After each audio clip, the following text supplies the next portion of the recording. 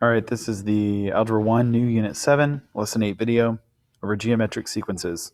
So we've already looked at, in a previous unit, probably in the first half of the course, what we call arithmetic sequences. An arithmetic sequence is a sequence where each number is just the same amount more or less than the previous number. So it'd be like 2, 4, 6, 8, 10. They're all going up by 2 every time. So a geometric sequence is actually going to be when you multiply by the same number each time. So example of that would be this list here. I say here, is this a geometric sequence? Well, the way we're going to decide if it's a geometric sequence is we need to determine, is the number being multiplied the same from each term to the next term? And that number that's being multiplied by is what we call R, or the common ratio. So that's how we know it's a geometric sequence or series, is that it's being multiplied by the same number for each term. So in this problem, the easiest way to do that is you actually divide one number by the number before it. So if I look at 8 and 2, I'm going to do 8 divided by 2. 8 divided by 2 is equal to 4. Then I do 32 divided by 8. So I do 32 divided by the previous number, 8. I get 4. And if I do 128 divided by 32, I also get 4. So I can see that each term is being multiplied by 4 to get to the next term. So if that's true, then yes, this is a geometric sequence.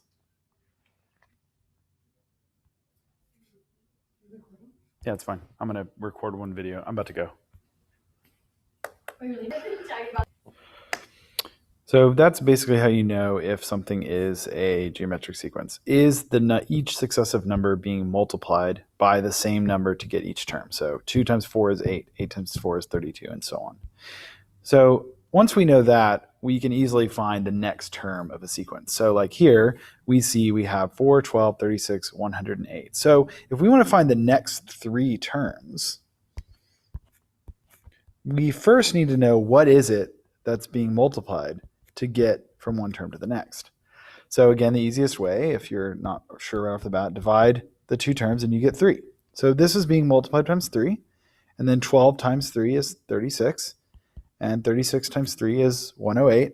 So if I want to get the next term, I do times 3 again. Let's go over here.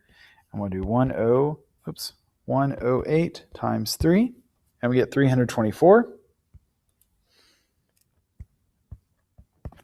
And again, we're going to multiply times 3. Oops. Answer times 3, 972. Make that a little longer. And then we do 972 times 3, and we get 2,916. So that's how we do it. So again, you have to identify the R value first, and then use that R value to calculate the next 3 terms. And then again, find the common ratio. This is finding R. Remember, to find R, you always just take one number and you divide it by the number that came before it. So actually, that is our R. 1 divided by 4 is R. And so that seems a little strange looking at this, but if you think about it, 4 divided by 4, or 4 times 1/4 is 1, and then 1 times 1/4 is 1/4, and then if you keep going, that's how we get down to there. So divide one number by its previous number term, and that's how you find the common ratio. So what about this one? Well, same idea. I'm going to take -4, I'm going to divide it by 2, and I get -2. And that's my R term. And again, I can check that with these other values. 8 divided by -4 is also -2. -16 divided by 8 is also -2. So that all checks out. So -2 is my R value. So that's kind of the basics of dealing with R. And then we get down to calculating individual terms. Maybe it's a term that's further down the line that doing each multiplication might take too long. Well, we have a formula for this. This is our formula for geometric sequences. It's AN equals A1 times R to the N minus 1 power. So just to recap, we know what these mean, but AN is the term you're looking for. N is the term number. So if I'm looking for term 9, it would be 9, and this would be A9. Then we have the first term is A1, and the R, which is the common ratio. So let's see how we might use this. So find the 15th term. So again, we're going to use the formula AN. Well, in this case, we're going to find A15. So we need to know what A1 is. We need to know what N is. And we need to know what R is. So A1 is 4, because that's the first term. N is 15. That's what we're looking for, the 15th term. It's here. And then R. Well, to find R, again, I do 8 divided by 4 is 2. So because each one is times 2, times 2, times 2. So R is 2. So now I come down and I plug in all of the values that I got into the formula. So the formula says A to the first, or sorry, A1. Let me just go back here real quick. Let's say we do A1 equals AN times R, and I just did that backwards. Sorry about that. A1, AN equals A1 times R to the N minus 1 power.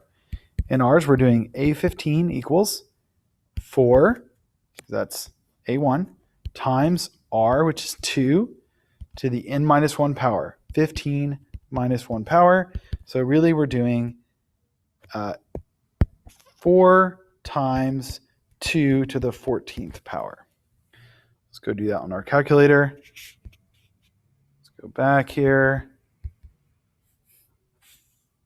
4 times 2 raised to the 14th power. You see we did our button A to the B. That's how we do an exponent on the calculator. 65,536. So that shows you how quickly these can get very, very large. If I keep multiplying times 2, I'm already at 65,000 by the 15th term. Next one, find the 6th term.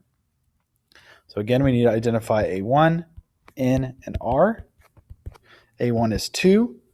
N is 6. We're looking for the 6th term.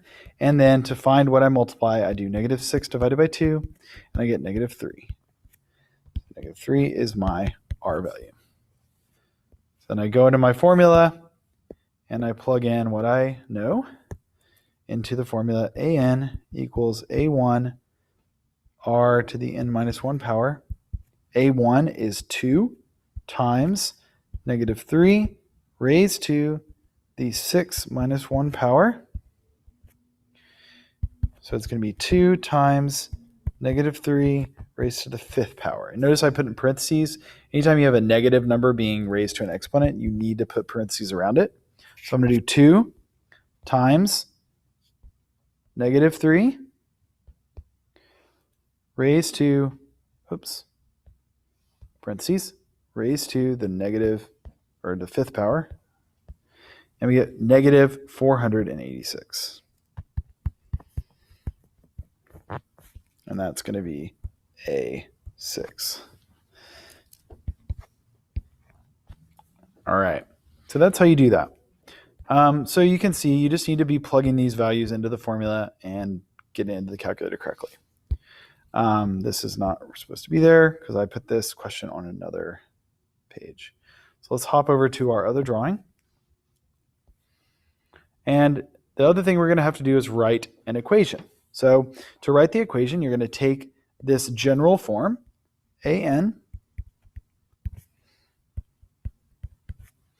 and you're going to plug in the A1 value and the R value. And everything else is going to stay the same. So let's look at how this works. So we know that our A1 is 20. What about our R value? Well, 20, sorry, I did that backwards. 10 divided by 20 is 0.5. So that's going to be our R value. So then my generic formula would be AN equals 20 times 0.5 to the N minus 1 power, and that would be the formula for that equation. And that's pretty much it. So you really only need the A1 and the R value, and then you just plug those into the formula, and those are the values that you get in that. You don't need to plug in for AN or N. Then they ask us for finding the sum of a geometric sequence, and they go ahead and give us that formula.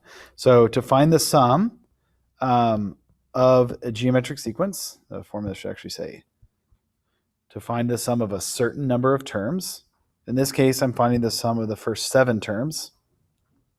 So the things I need to know, if you look at my formula, is I need to know R, and I need to know N. So the R is the ratio, and then N is the term number. So we know we're looking for the 7th. So the N is 7. But the R, how do I do that? Well, I do 6 divided by 2. One term divided by its previous term is 3. So 3 is R. And so that tells me what I need to plug into this formula. So we run over here. We get 1 minus 3 to the 7th power divided by 1 minus 3. All right, so let's work these two parts out. We can actually work this all out at once if you're really careful in the calculator. So we're going to type in it exactly as this appears. So we're going to go to our next line here, and we're going to put parentheses, and we're going to say 1 minus 3 raised to the 7th power divided by, see, I messed up here. Oops. Close the parentheses, divided by 1, we'll put parentheses around that as well, 1 minus 3. See, I typed it in the way that has a parentheses around each term. So let's go ahead and write this that way so you can see how I'm typing it in. 1 minus 3 to the 7th divided by 1 over 3 is 1. 1 minus 3 is 1,093. And so that means that if I added up the first 7 terms of this sequence, I would get 1,093.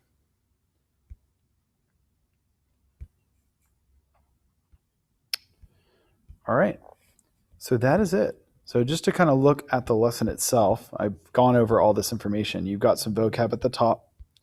You've got somewhere you have to find the common ratio and the term.